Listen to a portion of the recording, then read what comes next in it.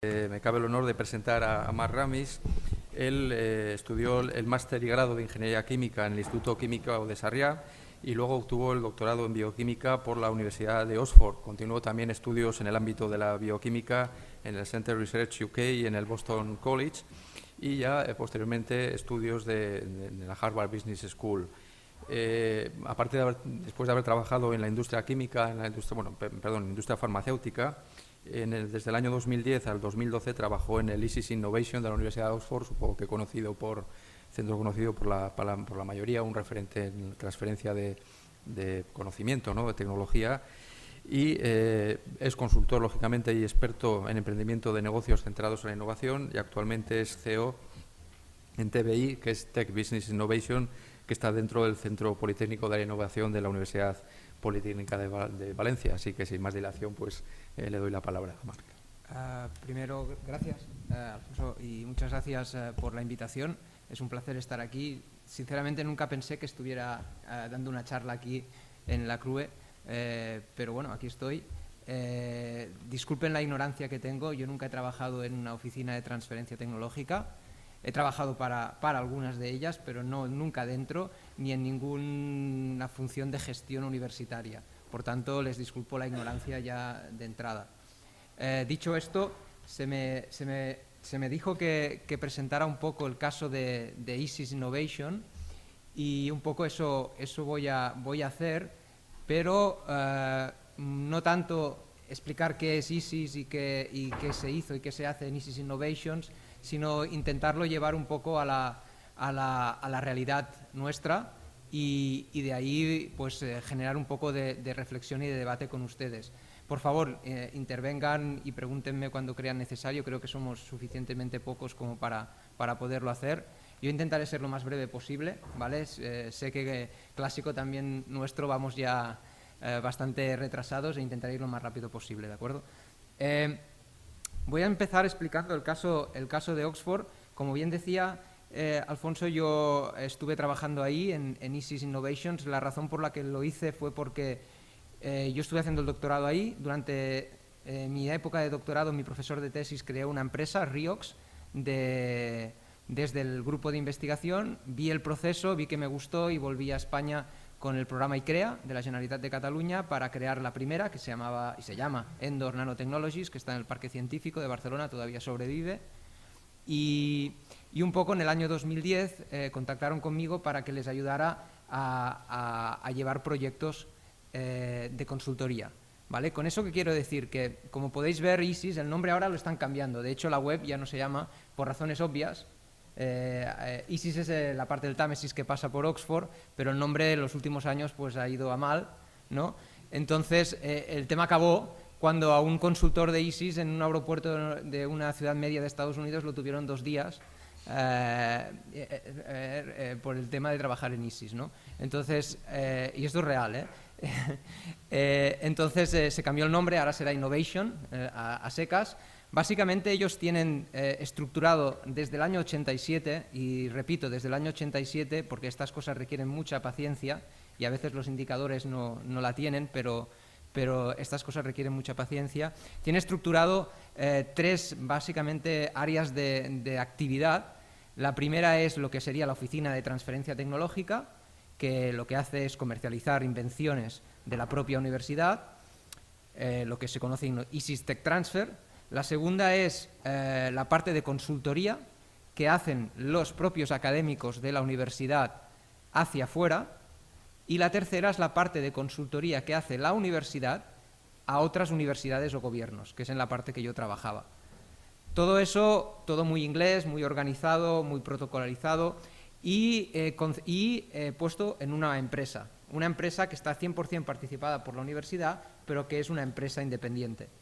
Eso para mí es bastante importante y conlleva un poco una cosa que viví, que es saltarte bastante la burocracia, que no sé si se ha hablado mucho, pero para mí es un killer total de la transferencia tecnológica en este país. Hace poco estuve asistiendo a la inauguración de una spin-off que los acuerdos de Tech Transfer habían tardado 1 año y medio. en ese tiempo en otros ecosistemas ya están en la serie A casi de inversión, entonces no podemos competir si la burocracia sigue siendo uno de los killers principales. Entonces, para mí ese es un tema importante, que tienen todo el concepto de tech transfer y sus diferentes herramientas de trabajo focalizadas en una compañía externalizada de la universidad, pero controlado por la universidad. ¿De acuerdo? Los datos a mí me aburren de lo buenos que son, pero para mí simplemente conllevar varias cosas. Ellos tienen unos revenues de 24 millones de pounds del año pasado, ¿vale? De los cuales yo creo que realmente entre 10-12 millones de pounds son en licencias. Antes Martín nos comentaba que en todas las universidades españolas sumaron 2,8. Vale, podemos justificar que es Oxford y que es la bomba, pero realmente la calidad científica que hay hoy en día en España, no el volumen, pero sí la calidad en excelencia, puede competir. Hay núcleos de excelencia que podemos competir. Por tanto, aquí hay algo más, ¿de acuerdo? También, para mí es sorprendente, analizando estos números, 5 spin-outs, spin-off, spin-outs. Y es un año muy bueno, normalmente son 2 o 3. Por el volumen de excelencia que ellos llevan, no es elevado. Aquí en España hubo un momento, en la época gloriosa, en que casi cualquier universidad en un año tenía 2 o 3 o 4 spin-off. Y el modelo en que se crean las spin-off, yo estoy totalmente de acuerdo con la persona de Fractus en que es el vehículo adecuado en muchos casos, pero en cómo se hace no lo estoy del todo, en la razón de crear spin-off a nivel local o lo que ha sido. Entonces, ahí un poco también reflejar ese número, ¿no? Número de patentes, número de deals. Al final es una máquina que funciona engrasada desde hace bastantes años, y para mí lo que sí que es interesante es esta gráfica en la que podéis ver desde el año, creo que es el año 2000, 2001 hasta el año pasado, su performance, ¿no? Y aquí veis cómo realmente cuando Tom Hockaday se incorpora, que era mi jefe, hace realmente un cambio brutal en lo que son los ingresos. Pero si os fijáis en esta, que es la inversión en patentes, pues no es relativamente incremental. Entonces, ¿a qué se debe este cambio? Realmente es para mí una de las preguntas que cuando estuve trabajando ahí me llevé, fue importante, ¿no? ¿Por qué consiguen incrementar tanto las ventas y los revenues sin invertir más en IP, por ejemplo, o en otras capacidades? Y realmente al final la pregunta es muy de escuela de negocios, pero es bastante cierta, que es la orientación a cliente. Yo una cosa que sí que puedo destacar es la orientación al sector privado, a lo que necesita el sector privado, que tienen el equipo de personas que trabaja ahí. Es algo que está muy fomentado desde el principio, en toda la cadena de valor, y que realmente es lo que creo que Tom Hockaday consiguió transmitir al equipo de ISIS, ¿no? La orientación a cliente más que la orientación a académico, que para mí son dos cosas diferentes, ¿vale? ¿Quién es tu cliente? ¿Quién es el cliente de una otra española? ¿El académico o la empresa? Ahí es un poco el punto, ¿no? Entonces, casos hay muchos, ¿vale? Para concretar un poco, ¿no? Pero a mí uno que me gusta mucho y que lo conocí bastante de cerca fue el de Natural Motion. Es una spin-off creada el año 2001 y que cerró un deal en el año 2014, otra vez, el tema de la paciencia, de más de 500 millones de dólares, ¿de acuerdo? ¿Qué es curioso? Lo primero es que, si tú te fijas, este es uno de los casos más exitosos de la universidad. No va a revolucionar el mundo del cáncer, ¿vale? No va a ser una tecnología que ahorre clean tech millones de dineros al sector petroquímico. Es un juego, es una empresa de videojuegos que realmente surge de un departamento que nada tiene que ver con los videojuegos, que es el de zoología, y se convierte en uno de los casos de más éxito de la universidad. Entonces, aquí hay un trabajo durante todo este tiempo bastante importante, me repito, de orientación a cliente, de coger una tecnología que lo evidente sería aplicarla en otro sector y hacer todo un trabajo con un equipo de emprendimiento, con un equipo de management y una oficina de tech transfer muy orientada al cliente. Entonces, al final esta operación ha repercutido en 33 millones de pounds para la universidad, que muy interesantemente bastante de la capacidad de dónde se van a alocar estos dineros no repercute directamente en los académicos, sino que cae en las personas de transferencia tecnológica, se ha decidido reinvertir mayoritariamente en creación de fondos para transferencia tecnológica. Entonces, tienes una máquina engrasada que además lo que va consiguiendo lo va alimentando en la propia máquina, que es lo que hacen en el fondo las compañías que van creciendo en el sector privado. Entonces, es muy interesante. Veréis que hoy en día ISIS tiene diferentes fondos de tech transfer, en capital semilla principalmente, pero que también está llevando a la creación de, después lo diré un momento, de un fondo que se ha creado de transferencia tecnológica de más de 200 millones de pounds solo para proyectos de la universidad. Entonces, claro, si queremos competir con esto, pues tenemos que, pudiendo competir a nivel académico, que es aquí para mí la gracia, tenemos que de alguna manera armarnos, ¿no?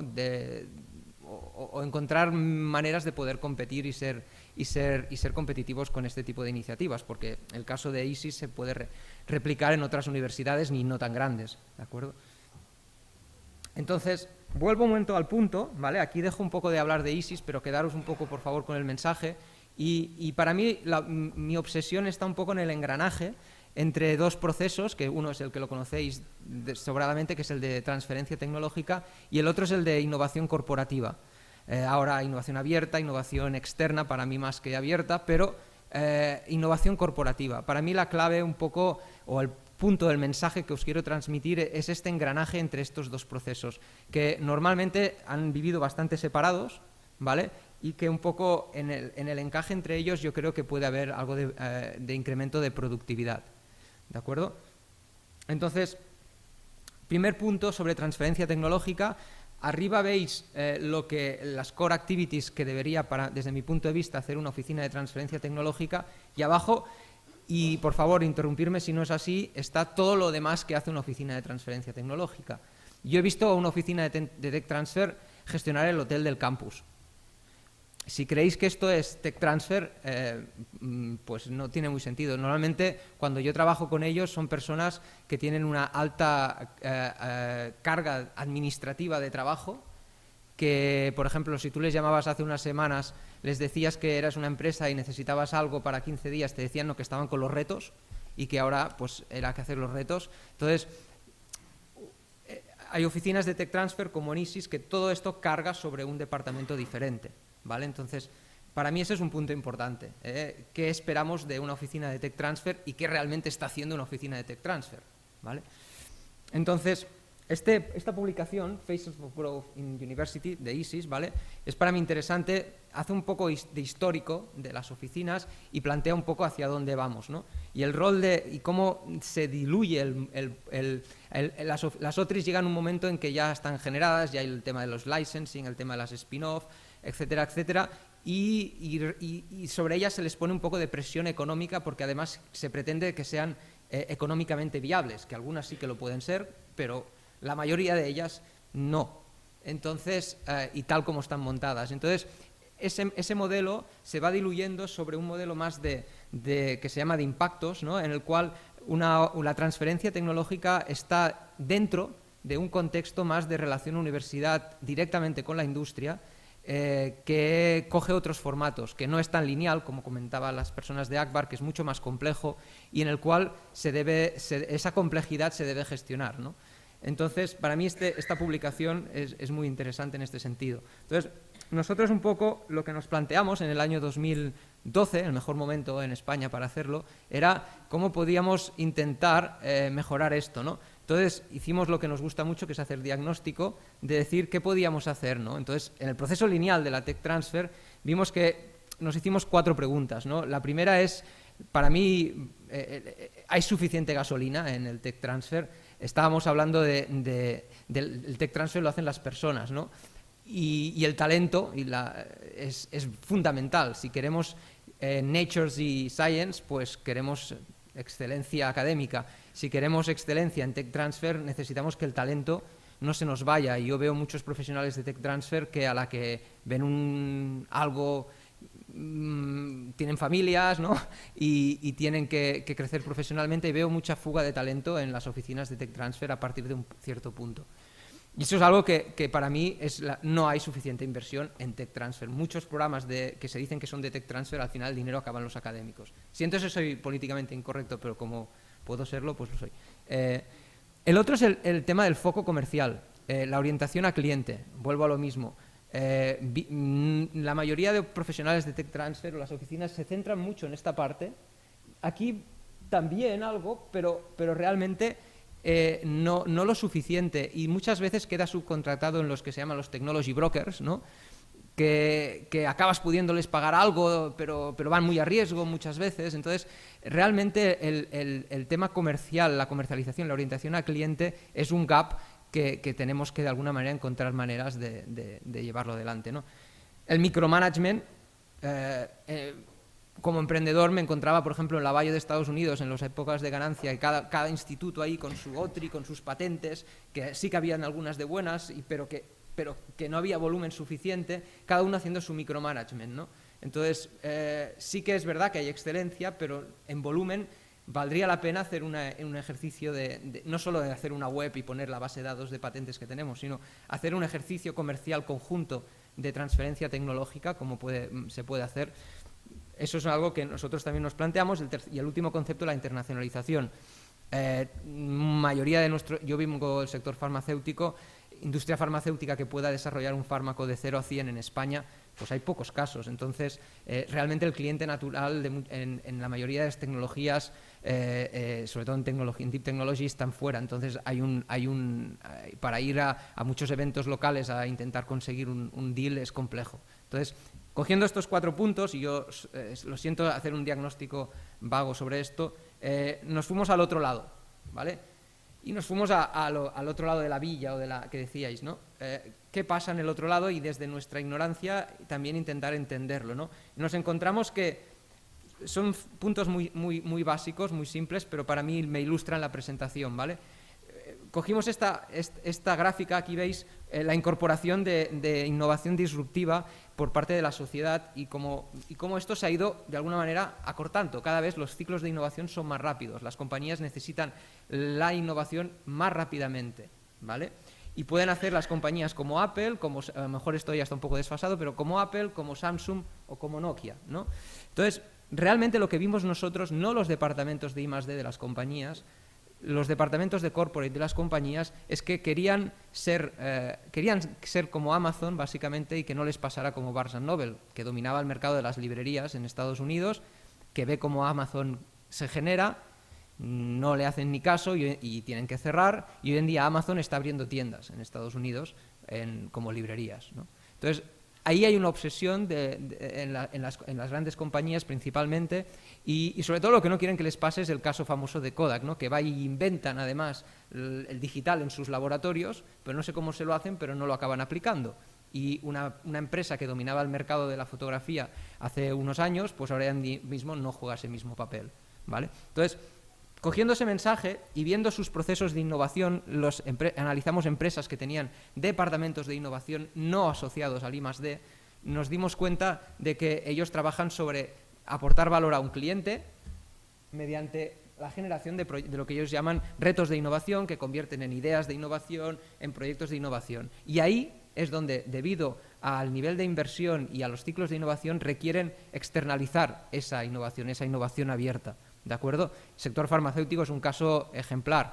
Más del 50% hoy en día de esa innovación se hace fuera, ¿vale? Pero no lo hacen porque sea chula o porque hayan encontrado en la universidad una molécula que vaya a ser revolucionaria. Lo hacen porque desde su estrategia de negocio conllevan esa decisión. Si eso no está pasando en una empresa, es difícil colocarle una tecnología, ¿vale? Estoy hablando de manera general, disculpen si no entro en concreción. Basados en este principio, ¿vale? Y analizando casos para mí interesantes como el de Repsol, en el cual ellos pues tienen diferentes herramientas de externalizar ese know-how en diferentes. Si cogéis las diferentes iniciativas que tienen y las encuadráis, veréis cómo hay una estrategia realmente de captar know-how, de hacer scouting y traérselo para adentro. Ellos tienen desde el programa Inspire, con varias universidades politécnicas, en los cuales pues cogen ideas de estudiantes y las analizan. tienen su propio I+D, pero si hay algo ya un poco mejor en el sentido de maduración y que vale la pena hacer una spin-off e invertir en ella, tienen su foro de emprendedores, después tienen su fondo corporativo. O sea, al final son toda una serie de iniciativas complejas, como puede tener también Akbar o otras compañías, en las cuales internalizan know-how basado en unas ideas de negocio que ellos tienen ya decididas en su plan estratégico. ¿De acuerdo? Sector farmacéutico es lo mismo. Estamos en el concepto del pill, ¿no? El medical device, el drug, y cómo su modelo de negocio se está desviando a conceptos más de around the pill, ¿no? y fuera y cómo nosotros como universidad, y corregirme si me equivoco, seguimos todavía en la innovación en producto, en darles una molécula mejor o un medical device mejor. Entonces, alinear esos dos procedimientos, cómo genera la innovación el sector privado y cómo nosotros hacemos el tech transfer, pues debe de alguna manera llevar ese ejercicio, ¿no? O al menos nosotros pensábamos que era así. Entonces, intentamos alinear estos dos conceptos, el concepto de tech transfer asociado a este tipo de proyectos, ¿vale? Y con eso empezamos en el 2012 y hicimos un ejercicio bastante interesante, que es durante un año, pues contactamos más de 200 empresas con esa idea, visitamos 60 y pico, hicimos casi 40 propuestas y sacamos 0 proyectos. 0. Podemos decir que intentando esta idea, intentándoles poner el tema de decir, oye, vuestros procesos de innovación, dejarnos que nosotros como universidad os ayudemos, etcétera, etcétera, y vimos que nada, no había funcionado. Entonces eso requiere un proceso de reflexión importante, ¿vale? Nos podemos excusar con la crisis y con tal, y que no invierten ahora, pero 0 es 0, o sea, ¿vale? No es ni un corner, o sea, es complejo. Entonces, yo vuelvo a una reflexión que se ha hecho al principio, que para mí es clave, y fue que me encontré con una falta importante de confianza. De confianza entre los dos mundos, entre el mundo de la empresa y el mundo académico, y en las dos direcciones. Y eso, claro, hicimos un cambio de estrategia, ¿vale?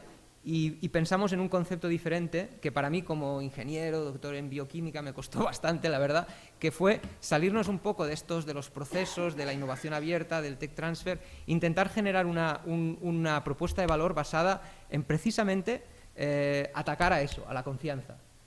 A la confianza, dejarnos del resto y atacar a la confianza, ¿vale? Entonces, nos inspiramos en este paper de Harvard Business Review, que no tiene nada que ver, ¿vale? Tiene más que con la formación de equipos, ¿no? Que se llama Collective Genius y que os recomiendo, que un poco lo que busca es encontrar el punto colectivo entre un propósito común, generar unos valores comunes, que hablamos antes también de valores, y unas reglas de encuentro, ¿no? Entonces, a partir de este pseudofilosófico idea de cambio de estrategia, la empezamos a implementar. Y bueno, y lo que era un poco el contexto de innovación abierta y tech transfer, le metimos esto, y la verdad es que desde el año 2014 pues encontramos respuesta positiva por parte de las empresas. Normalmente no está estructurado de ninguna manera en concreto, pero sí que desde entonces hemos incrementado sustancialmente la relación con el sector privado, ¿vale? Lo que no somos una oficina de transferencia tecnológica. Estamos en la Universidad Politécnica de Valencia, estamos en la fundación de la Universidad Politécnica de Valencia, pero no somos una OTRI. La OTRI de la Universidad Politécnica de Valencia funciona a su manera. No hemos querido reconvertir la OTRI, lo hemos hecho desde fuera, pero evidentemente cada día hay emails con la Oficina de Transferencia Tecnológica. Entonces, nosotros lo que hacemos le hemos llamado Knowledge Exchange o Impact Unit, para ponerle un nombre así un poco de branding, pero la idea un poco es esa, es la de ir a generar confianza con el sector privado, engagement con el sector privado. Entonces, ya para ir concluyendo, pues aquí nos tenéis con el equipo corporativo de una empresa valenciana de residencias geriátricas muy grande que hay, en las cuales pues estamos haciendo co-creación de innovación conjuntamente, ¿vale? Desde cero, nos metemos en procesos de toma de decisión de equipos de innovación de compañías, ¿vale? Y son procesos que vamos haciendo siempre para intentar generar confianza en el cliente, no le vamos a ofrecer nada, no vamos con una subvención debajo del brazo, no vamos con una patente debajo del brazo, no ese es el tema, ¿vale? Para nosotros. Entonces, hemos generado ya proyectos más concretos, como las QPV, que es una iniciativa bastante interesante en el cual cualquier empresa nos puede plantear un reto tecnológico a toda la comunidad de la universidad, y aquí pues desde Consum, Gas Natural, Repsol tienen retos planteados, nosotros los movemos. Al final al reto nosotros nos interesa solucionarlo, pero le interesa más a la OTRI. A nosotros lo que nos interesa es generar confianza con esa compañía, conocer a las personas.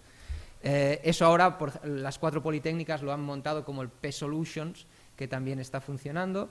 Tenemos herramientas que van también a superar la internacionalización, como la Fundación Leitat. Leitat es centro tecnológico en Cataluña, se monta en Chile a través de una financiación del gobierno de Corfo, del gobierno de Chile, y nosotros estamos ahí para llegar a las compañías chilenas, que en los últimos años, pues a diferencia de nosotros, ellos sí están en crecimiento, y en Colombia estamos haciendo lo mismo. Intentamos llegar a compañías de fuera de España para ofrecerles transferencia tecnológica, ofrecerles productos de aquí, ¿no? Entonces, CPI 2020 es una iniciativa también que intenta posicionar a la empresa ayudándole a gestionar sus proyectos europeos, ¿vale?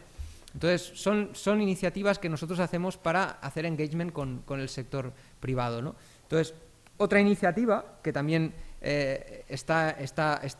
nos hemos inspirado en estos 2 fondos, uno de 300 millones y el otro de 100 y pico millones de pounds, para crear un fondo de transferencia tecnológica en la UPV.